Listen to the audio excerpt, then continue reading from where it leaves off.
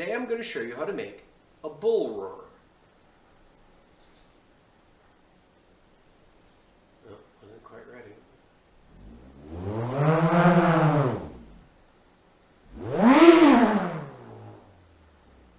The bullroarer is a modern name for a very ancient object for making noise.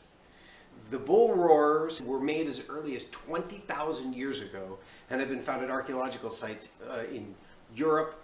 They've been found all over Africa, North America, South America, Australia. Anywhere people have lived, people have made and used bullroarers.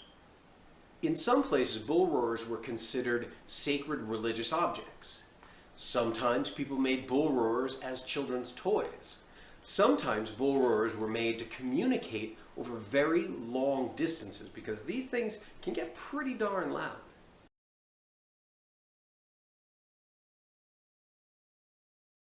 Here's what you need to make your very own bullroarer. The first part you need is a piece of wood. Now, if you have thin pieces of wood lying around like I do, you could use that.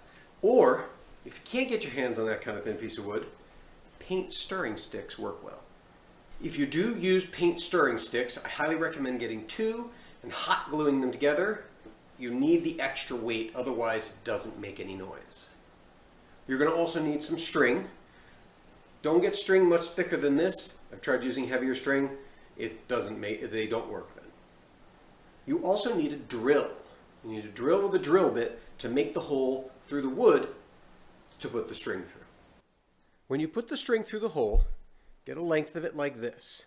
I found the safest way to tie it is to double it up like this, wrap it around your finger, and then send both parts through the hole and pull it tight.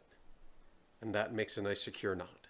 I highly recommend putting the other end attached to a stick. Tape it, glue it, drill a hole and tie it through it, because this string gets going really fast. With a stick, you just hold the handle. If you're holding the string, you're going to get blisters really fast. You might want to experiment with making different shapes. So if you have some sandpaper, you could use some sandpaper to sand down the sides, and you could make the edges a nice thin shape like this. You could take the corners, the sides, and come to a nice point. If you have a saw and feel comfortable using that, you could try different lengths. You could make it shorter. You could cut it to a point. You could make different designs into it. You could also take some paint. It might be a nice idea to paint it up, make it your own design, make it your own personal bullroarer. You've got your bullroarer all together. I've tied a loop in the end. You can also do that. When you first try to do it, probably won't do anything. What happens is it needs to be spinning as it goes. So you want to get it spinning like that.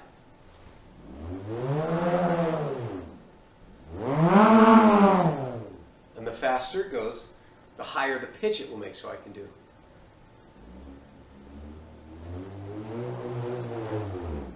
And then you hear it stops for a second because it stops spinning. So if at any point it doesn't make a sound, it means it's not spinning, it needs to be wound up.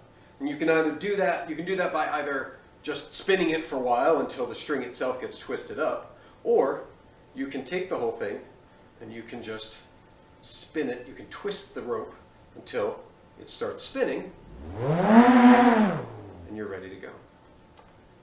If you don't put a handle on it, and you do have your finger on the string, wear a glove.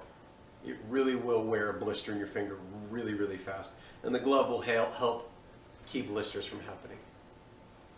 And there's a good example of how it's not spun up yet. Just whistles.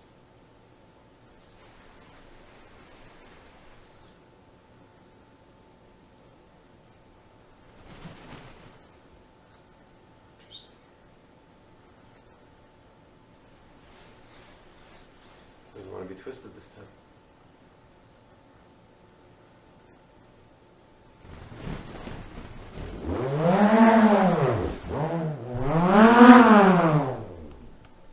Remember, be safe.